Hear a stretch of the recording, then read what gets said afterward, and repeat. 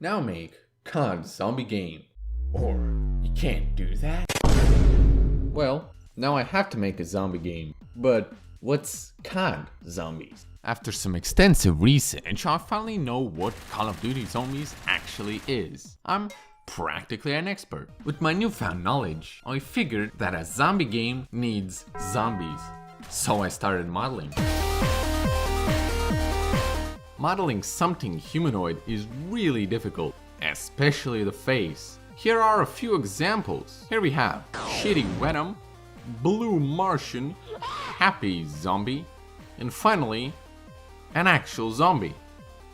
With Blender already open, I decided to continue modeling. I made a pistol and 2 automatic weapons. For the melee weapon, I chose to make a shovel.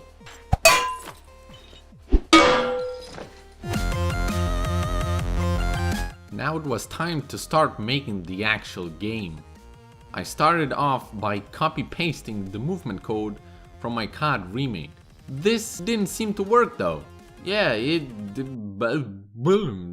Besides not working, there were a few bugs, like snapping to the floor after jumping. What? Only 7% of my viewers are actually subscribed? You should definitely click that subscribe button right now. Anyway, after fixing the movement issue, I added crouching and sprinting. So, I just finished movement and it was time to add some guns. But first, I need to animate them.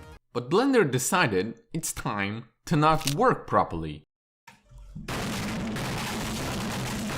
Apparently, the newest version of Blender is very buggy. So I had to downgrade, but new problems arose. And all my rigging was kinda gone. Luckily, it wasn't as bad as it seemed, and the previous problem was gone. Oh. So, I was back on track with adding guns. After more copy-pasting, I had the guns working. To make the hands feel less static, I added some movement bobbing. Then I decided to add decals to see if my guns actually worked. Now, I just had to add some effects to the guns using Unity's particle system. After some drawing, I had the muzzle flash.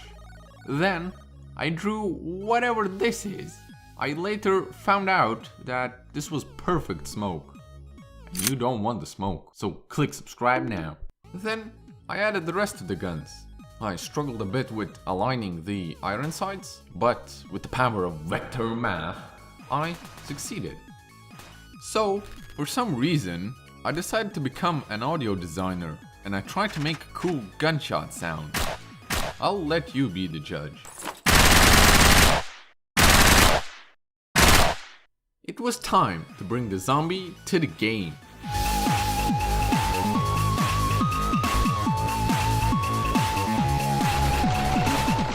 I gave the zombie inverse kinematics so he could look at me or at the cube.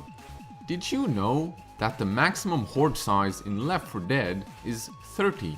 That's why I decided to attempt 100 zombies. And then 200. After optimizing my inverse kinematics, having 200 zombies was somewhat stable. But this was not stable enough, so I added 3 extra levels of detail, meaning that if the zombie is further away, he looks worse. But since he's far, you don't notice that the zombie's looking like this. Mr. Dorito fingers over here. After this optimization, I decided to see what happens when I spawn 500 zombies. It went surprisingly well. Next up was ragdolls. With a bit of fiddling around with the elbows, it was working great.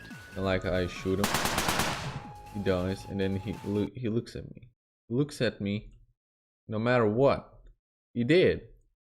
He did. Now it was time to add blood, because this just looks weird. So I started drawing. A lot. After that, I made some blood particles using Unity's particle system, a great system for making. And the end result of the blood is bloody great. Well, more blood was still needed, so I implemented blood decals. But these look too realistic. Much better. And lastly, I made zombies attack you. they'll mess you up. So, that's what I've made so far.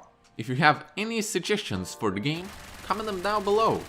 Oh, and don't forget to smash that subscribe button so you don't miss the next episode. See you later, alligator.